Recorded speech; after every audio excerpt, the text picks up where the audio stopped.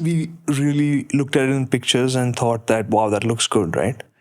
But then you see it in person and it makes you take a step back. It makes you think. It makes you wonder.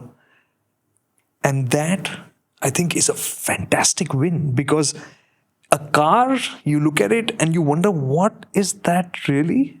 That's incredible. Because I don't think you've done that very often in the recent few years of looking at new cars at all. Yeah, I mean, definitely not, because you look at that in pictures and you're thinking that's a hatchback. And then you read that they're calling it an SUV and you're like, yeah, this is the usual bull, right?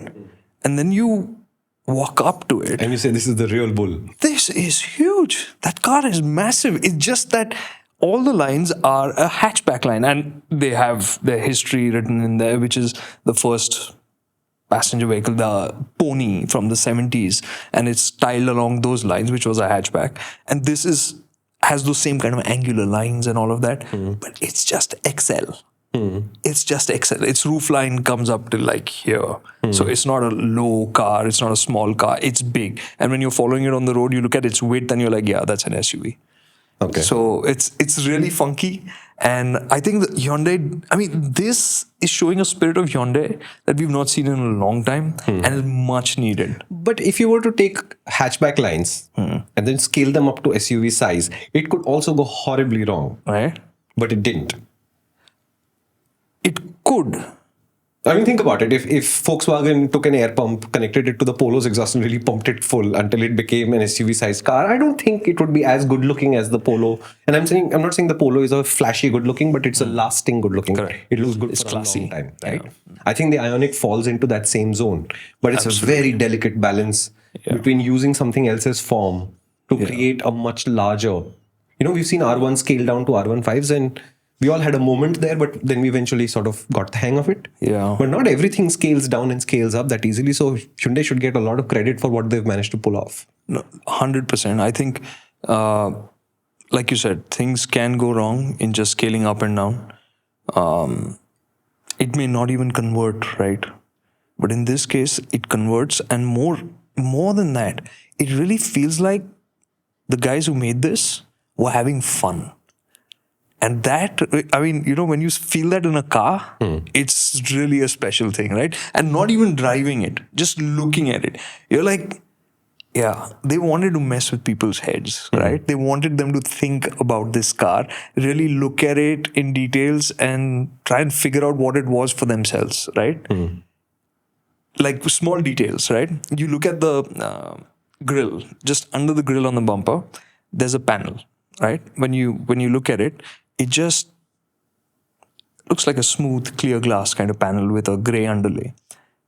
But I'll walk past another car and I saw that it was textured. And this is during the day, right? Not at night. It was bright daylight. And I'm like, whoa, so there are two different specs of cars here, right? So I went and asked somebody, are there two different specs of cars? They said, no, they're all the same. I said, but that's a textured finish and this is a plain gloss finish. Like, no, the cars are the same.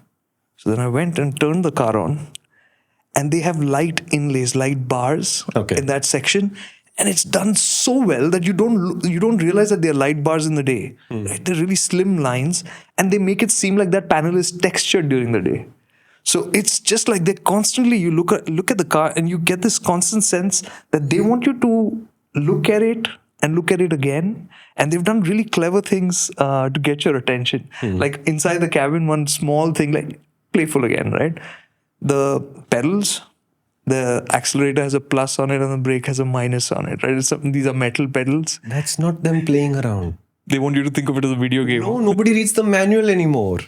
They're just solving that by saying you press plus, the speed increases, you press minus, the speed decreases. You remember how we said safety systems in cars are designed for dumb drivers? Yeah. And safety systems on motorcycles presume you're going to bring some amount of skill onto the table? Plus and minus. Let's hope nobody ever needs it for that reason. But yeah, so I love your optimism. Have I ever said that to you? I believe we'll be better. We'll all be better together. So From the point of darkness, you can only move towards the light, bro. come on, man. We've got to darkness already. So yeah, it was a car that really made me rethink what I had assumed about it. Did you like that? There's more growth serum on the main MotorInc channel. Look for the brand disconnect.